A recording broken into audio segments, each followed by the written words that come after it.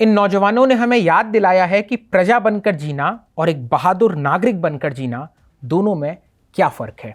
इन्हीं शब्दों के साथ अपनी राय रखते हैं प्रताप भानु मेहता, जो द इंडियन एक्सप्रेस के कंट्रीब्यूटिंग एडिटर हैं। नमस्ते, मैं दीपक तेनगुरिया हूं।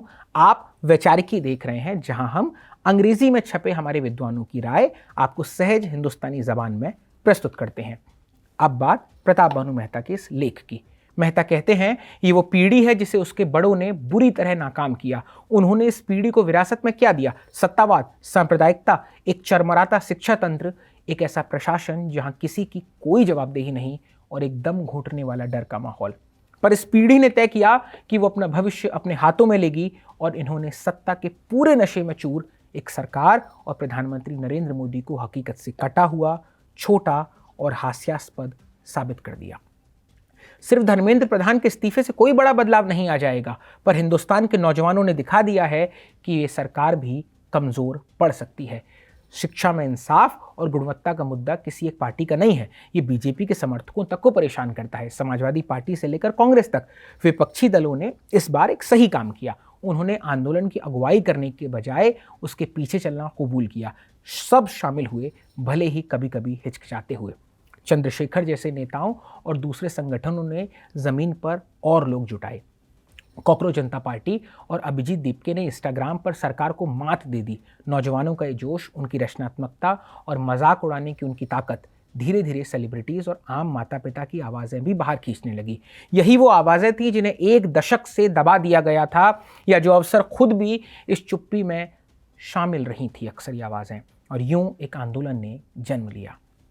इस आंदोलन ने कम से कम इस पल के लिए उस डर के साए को हटा दिया है जिसने हमें छोटा बना दिया था। इसने भारत की उच्च शिक्षा के घोटाले को सियासी एजेंडे पर ला दिया है। धर्मेंद्र प्रधान का इस्तीफा दो चीज़ों को जन्म देता है। किसान आंदोलन ने सरकार से कानून ज़रूर वापस करवाए थे, पर यह पहली बार है जब सरकार ने यह माना है कि उसे जिम्मेदारी लेनी चाहिए और जवाबदेह होना चाहिए। ये दोनों शब्द तो हमारी सियासी शब्दावली से गायब ही हो चुके थे, पर इस इस्तीफे का एक और असर है। पहली बार बाकी मंत्रियों के मन में भी यह ख्याल आएगा कि किसी दिन उन्हें भी जवाबदेह ठहराया जा सकता है। उन्हें समझ आएगा कि प्रधानमंत्री मोदी भी जब उन्हें ज़रूरत हो उन्हें बलि का बकरा बना सकते हैं। यानी अब उन्हें अपनी हिफाजत खुद करनी होगी।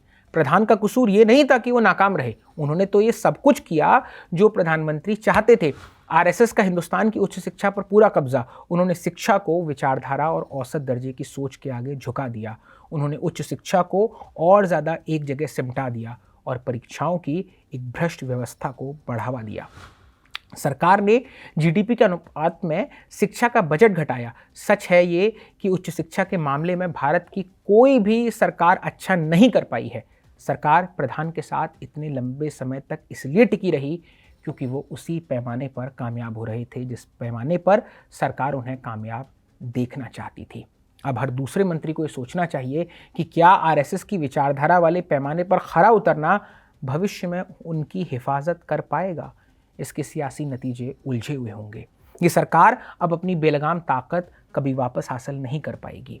खुद बीजेपी समर्थकों के बीच भी उलझन रहेगी। उम्मीद है विपक्ष को समझ आ गया होगा कि एक बड़े मोर्चे के साथ मिलकर सरकार की ताकत को कमज़ोर करना उनके अपने छोटे मोटे मतभेदों से कहीं ज़्यादा ज़रूरी है।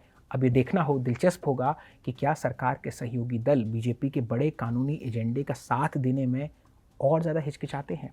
पर भारत की उच्च शिक्षा की सड़ांध को रोकना आसान नहीं होगा। इस सरकार का अपना एजेंडा अच्छा नहीं दिखता। पेपर लीक करने वालों के लिए सिर्फ फास्ट ट्रैक कोर्ट जो अदालतें बनने के बजाय एनटी यानी कि नेशनल टेस्टिंग एजेंसी ये जो परीक्षाएं कराती है उसके पूरे ढांचे को ही ख़त्म करने की ज़रूरत है। और जो हायर एजुकेशन अथॉरिटी बिल लाने की तैयारी है वो तो ताकत को और भी एक जगह समेट देगा।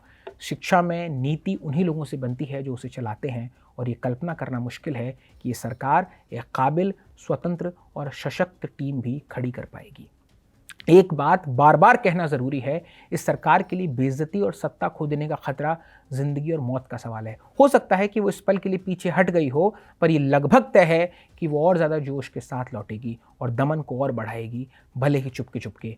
ये इस जेनजी आंदोलन की खूबी है कि इसे बदनाम करना मुश्किल साबित हुआ। सरकार इसे विदेशी हाथ या अराजकता का डर दिखाकर बदनाम नहीं कर पाई, और जो थोड़ी बहुत अफरा तफरी हुई भी वो सरकार की अपनी कार्रवाइयों का नतीजा थी। प्रदर्शनकारियों की नहीं, पर नागरिकों को आगे और भी बहुत कुछ के लिए तैयार रहना चाहिए।